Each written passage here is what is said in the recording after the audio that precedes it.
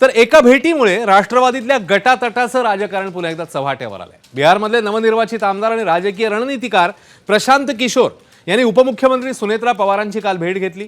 भेटीत त्यांनी राष्ट्रवादी प्रदेशाध्यक्ष सुनील तटकरे यांच्याबद्दल यथेच्छ तक्रारी केल्याचं समजतं। आपल्याकडनं काम हवं असेल तर प्रदेशाध्यक्ष पदाचा निर्णय घ्यावा लागेल अशी टोकाची अट किशोर यांनी सुनेत्रा पवारांकडे ठेवली अशी माहिती आहे। या भेटीनंतर तटकरेंवरून राष्ट्रवादीत झालेल्या जुन्या वादाची पुन्हा उजळणी सुरू झाली। चर्चा टोकाला गेल्यावर स्वतः तटकरे समोर आले, माध्यमांशी त्यांनी संवाद साधला आणि प्रशांत किशोर राष्ट्रवादीचे सल्लागारात हेच आपल्याला माहिती नाही असं सांगत पेच वाढवलाय। बैठकीला पार्थ पवार प्रत्यक्ष उपस्थित होते, तर ऑनलाईन उपस्थित असल्याची चर्चा जय पवारांनी मात्र फेटाळून लावली।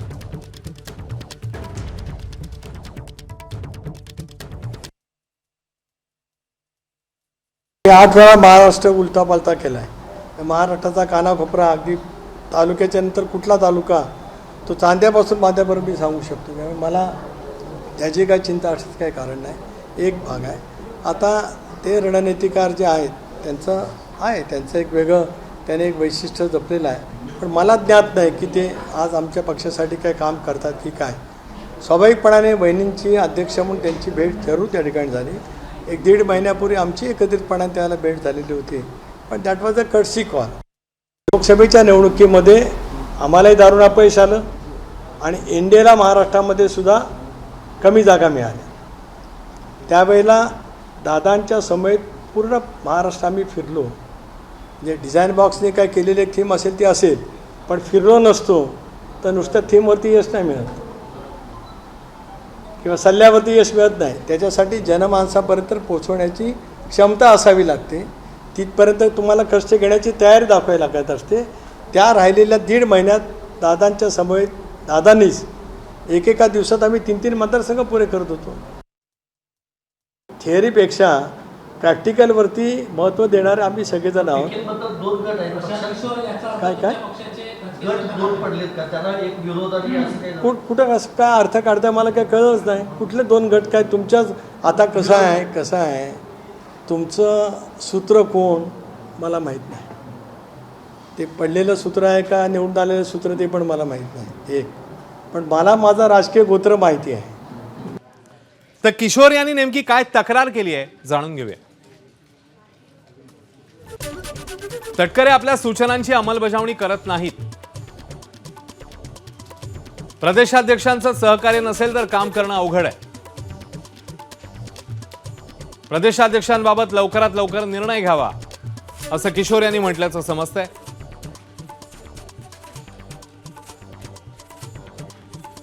दरम्यान राष्ट्रवादीमध्ये प्रशांत किशोर यांची अजून तरी नेमणूक झालेली नाही असं मंत्री भुजबळांचं म्हणणं आहे। तर मंत्री दत्ता भरणे काय म्हणतात नेमकं तेही बघूया।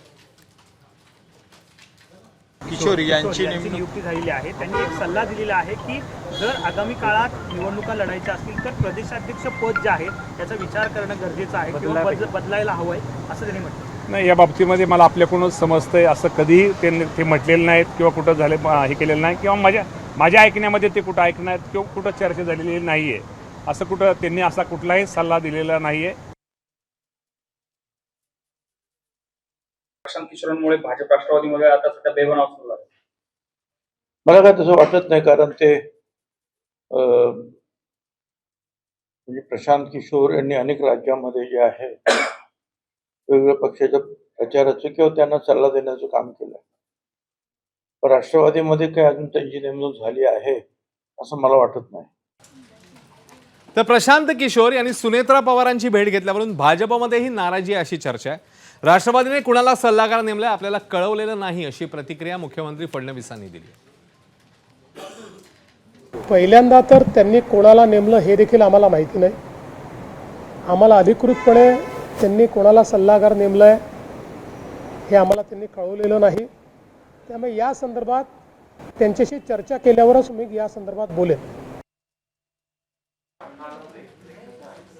तर राष्ट्रवादीत सुरू असलेल्या राजकारणावरनं विरोधकांचं काय म्हणणं आहे नेमकं, त्यांनी काय प्रतिक्रिया दिल्या आहेत जाणून घेऊया। मला वाटतं की प्रशांत किशोर आता तिकडे बिहारमध्ये आमदार झाले, पण ते पहिले त्यांचं वर्किंग जे आहे ते वर्किंग तर पार्टीला एखाद्या प्रमोट करायचं असेल तर त्यासाठी ते पूर्ण टीम लावतात, त्या पद्धतीचं काम असेल. त्यामुळे मला वाटतं की त्या पार्टीच्या अंतर्गत काय सल्ला दिला त्यांनी, काय नाही दिला, मला वाटतं की काँग्रेसला त्याच्यामध्ये पडायचं कुठलं कारण वाटत नाही. नाही, याची मला कल्पना नाही. खरं म्हटलं तर तो त्यांच्या पक्षाचा अंतर्गत मामला आहे, त्यांच्या अंतर्गत विषय आहे. या तुमच्या बातम्या ज्या आहेत त्या अंतर्गत त्यांच्या पक्षाच्या असल्यामुळे त्याच्यावर मी वक्तृत्व करणं बरोबर नाही आहे. कोणी कोणाला नेमायचं, कोणी कोणाला हे ठेवायचं हा त्यांचा अधिकार आहे. त्यामुळे मी याच्यावर भाष्य करणं योग्य ठरणार.